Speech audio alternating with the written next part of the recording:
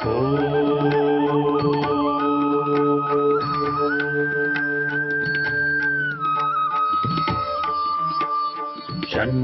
मित्रः शं वरुणः शन्नो भवत्वर्यमा शन्न इन्द्रो बृहस्पतिः शन्नो विष्णुरुक्रमः ॐ शान्ति शान्ति शान्तिः।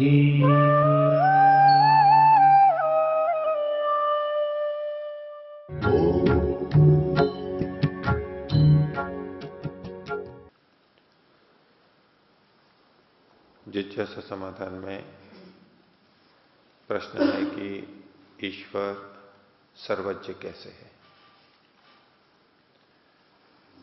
यदि हम ये माने,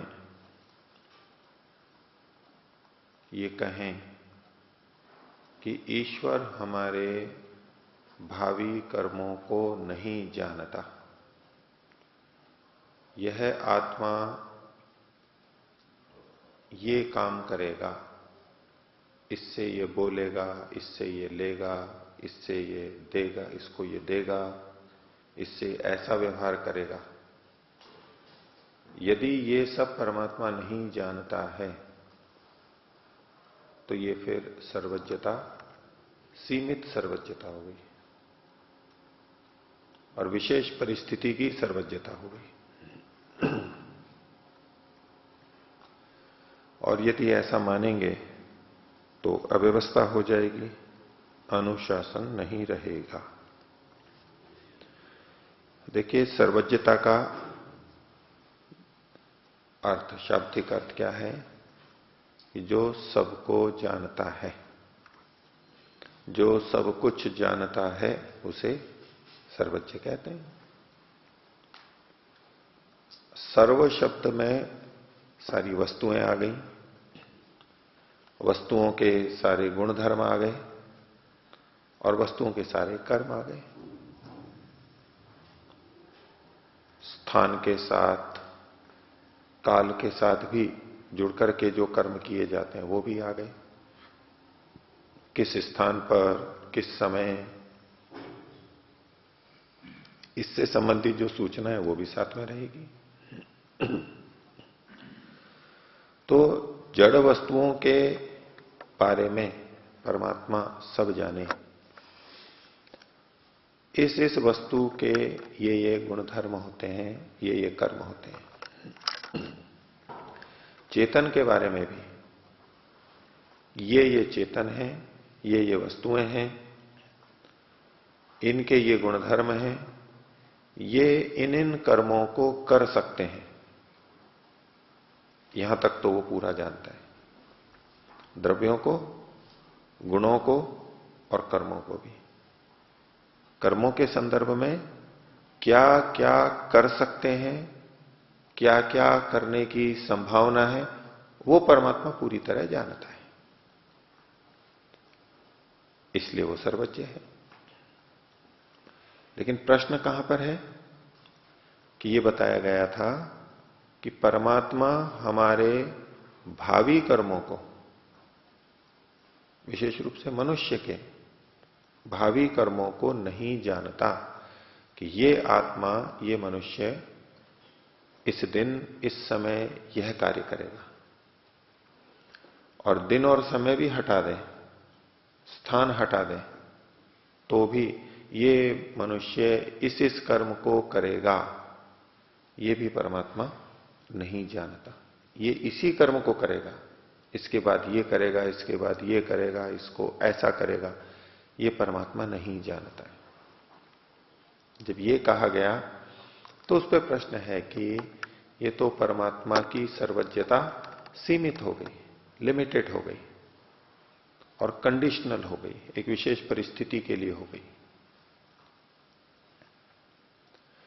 ऐसा हम क्यों मानते हैं कि परमात्मा हमारे भावी कर्मों को जुका तू नहीं जानता? जैसे हमारे किए हुए कर्मों को वो जानता है, जो का तू, कब कौन सा कहां क्या कर्म किया था, ऐसा भावी कर्मों के बारे में नहीं जानता। क्यों नहीं जानता? क्योंकि अभी वो किए ही नहीं गए हैं। न हमारे मन में ये विचार है, निश्चय है। हम भविष्य में क्या विचार करेंगे ये हमें भी नहीं पता है और परमात्मा को भी नहीं पता है। हम कुछ भी विचार कर सकते हैं। तो शारीरिक कर्म, वाचनिक कर्म या मानसिक कर्म, विचार, इनमें हम स्वतंत्र हैं। हम चाहें करें, चाहे तो ना करें, एक निश्चित कर्म करें या किस तरीके से करें, ये सारा हमारे ऊपर निर्भर है, स्वतंत्रता है। कर्म की स्वतंत्रता एक बड़ा सिद्धांत है। यदि उसको ना माना जाए फिर तो कर्मफल व्यवस्था भी नहीं बनेगी। दंड या पुरस्कार, पाप और पुण्य, कुछ भी नहीं बनेगा। इसलिए कर्म की स्वतंत्रता तो हमें माननी आवश्यक है। और कर्म की स्वतंत्रता यदि मानी है तो हम ये नहीं मान सकते कि परमात्मा हमारे भावी कर्मों को भी जानता है। क्यों नहीं मान सकते? अब अभ्युपगम से देखते हैं। यदि परमात्मा हमारे भावी सभी कर्मों को यथावत जानता है तो इसका मतलब हुआ कि हमारे भावी कर्म, सभी कर्म निश्चित है। यही हमें करना है।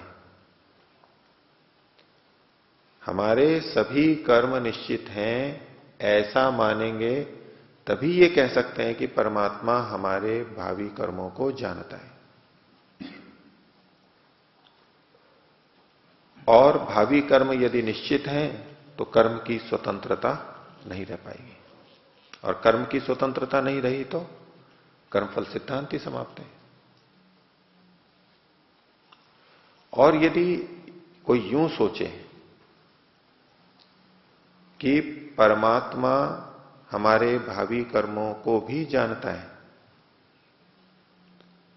और हमें कर्म करने की स्वतंत्रता भी दे रखी है, दोनों ही बातें हैं, तो ये दोनों बातें ठीक नहीं हो सकती। यदि कर्म की स्वतंत्रता है और उसके आधार पर हमने भिन्न कर्म कर लिया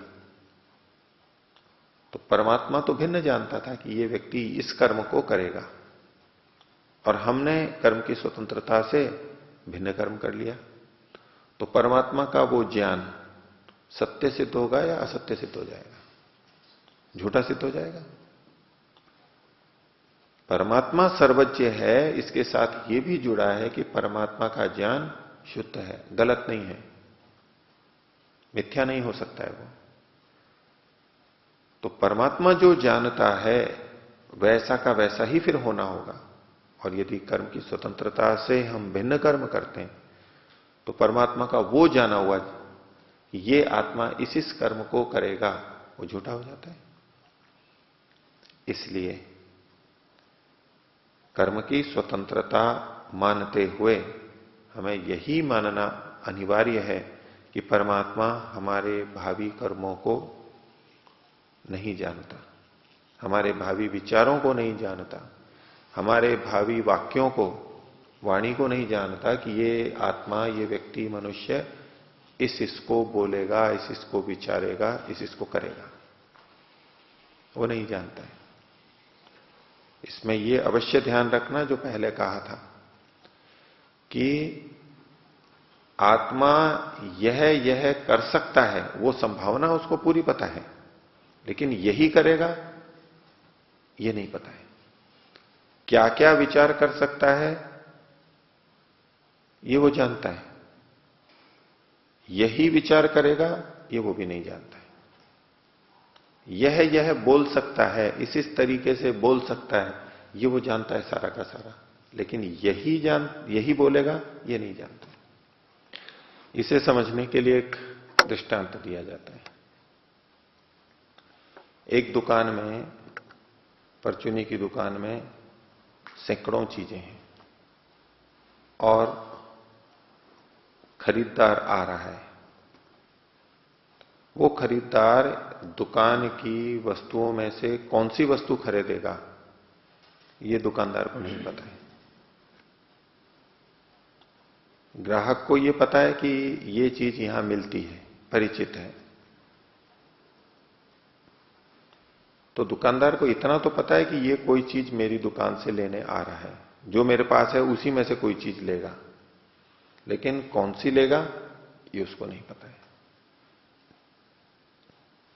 इसको थोड़ा और अच्छा दृष्टांत यूं दें कि एक चिकित्सक औषधि लिखता है और वो जितनी औषधि लिखता है वो दुकान पे है।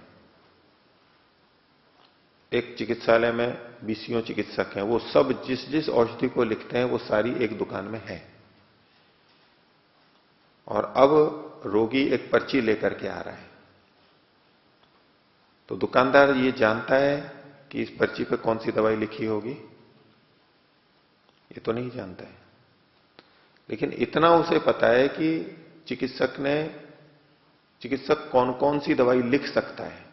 उसे पता है कि यही नहीं दवाइयों के अंतर्गत वो लिखेगा, उन्हीं में से कोई ना कोई दवाई होगी, लेकिन कौन सी होगी इसका उसको निश्चय नहीं है। इसी प्रकार परमात्मा ये तो जानता है कि आत्मा क्या क्या कर सकता है, मनुष्य क्या क्या कर सकता है, विचार सकता है, बोल सकता है, इसका पूरा पता है उसे। लेकिन यही करेगा, यही बोलेगा, यही विचारेगा, ये उसे नहीं पता है। इसलिए परमात्मा को हमें इसी रूप में सर्वज्ञ करना चाहिए, मानना चाहिए। सर्वज्ञता का ये अभिप्राय नहीं कि वो सब चीजें जो कि तू भविष्य की भी जानता है, उसमें दोष आएगा। और जिस तरह की ये व्याख्या की गई है इसमें कोई दोष नहीं आएगा। इसमें इन्होंने प्रश्न किया है कि यदि ऐसा माने तो अव्यवस्था हो जाएगी, अनुशासन तो रहेगा नहीं। तो कैसे अव्यवस्था होगी, है कैसे अनुशासन नहीं रहेगा, आप बताना चाहें बताएं। अव्यवस्था कैसे कि कोई सब अपनी इच्छा अनुसार मन मर्जी से करने लगेंगे, तो ये तो है ही ना। यही तो कर्म की स्वतंत्रता है कि हम अपनी मनमर्जी से कर सकते हैं,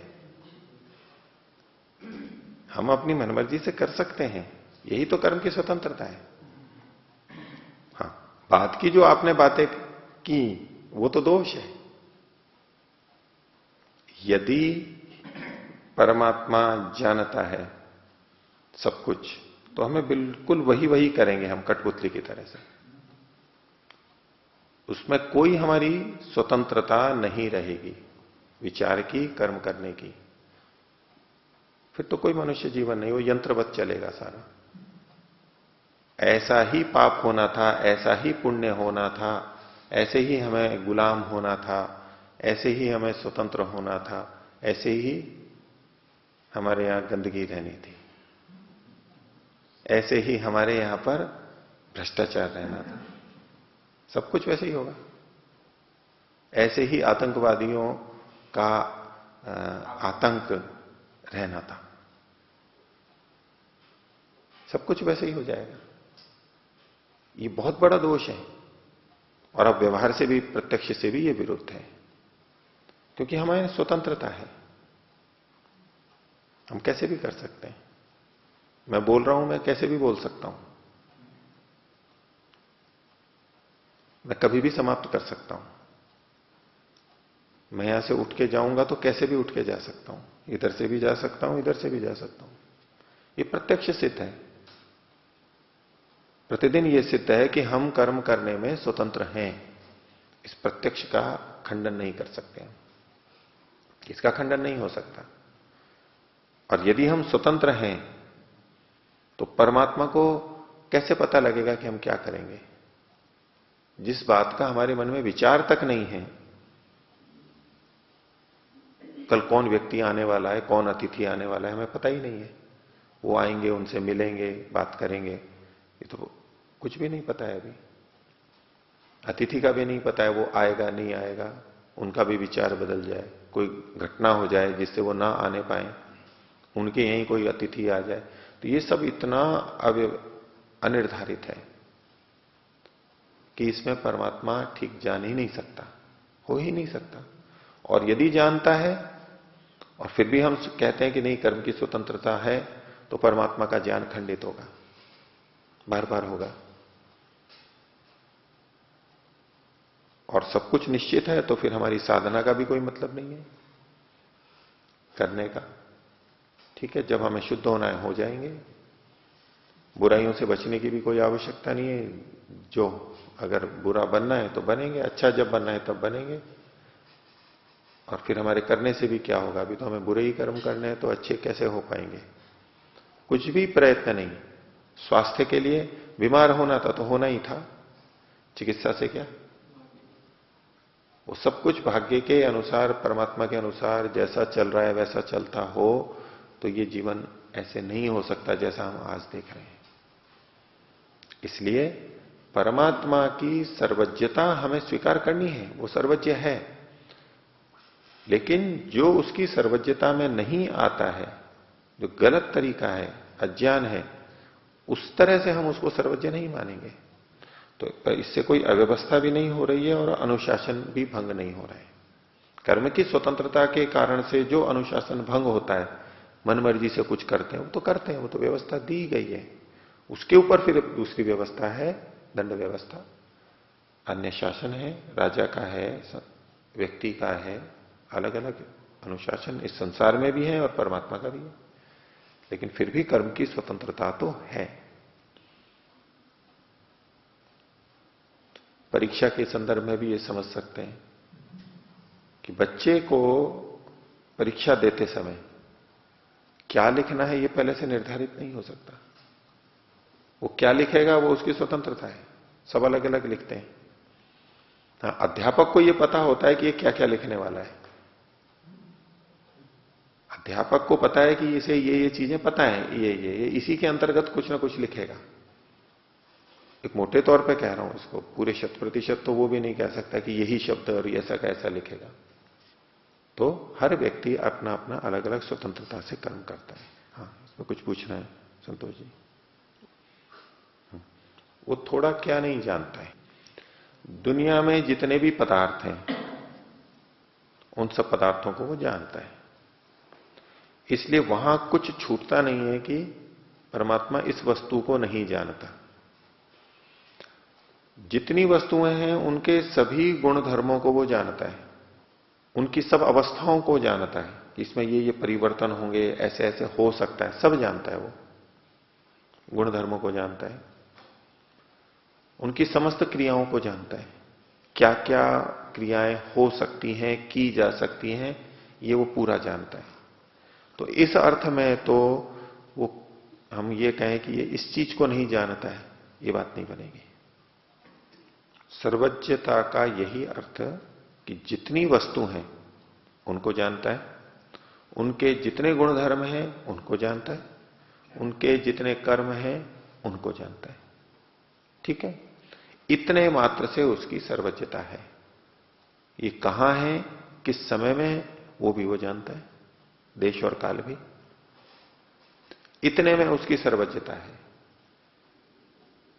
उसको सर्वज्ञ कहा जा सकता है। और जिस अंश में सर्वज्ञता नहीं है, यानी जानता नहीं है, वो विवेचना की जा चुकी है कि अगर ऐसा माना जाए तो क्या क्या दोष आएंगे।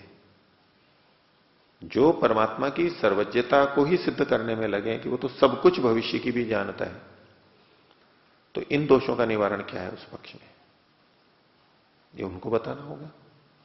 उसमें कोई निवारण नहीं है, उसमें बहुत अधिक दोष हो जाएंगे। और इतने अंश में परमात्मा नहीं जानता है, इससे उसकी सर्वज्ञता बाधित नहीं होती। जो है उसी को तो जानेगा, जो हो चुका है उसको भी वो जानता है, क्योंकि जिस समय वो हो रहा था उसको वो जानता है। लेकिन जो हुआ ही नहीं है, जो कर्म की स्वतंत्रता पर निर्भर है, उसे वो कैसे जान सकता है? इसलिए परमात्मा की सर्वज्ञता को इसी सीमा में रखना होगा। इसमें कोई सीमा नहीं आती है उसकी, ये भी असीमित है।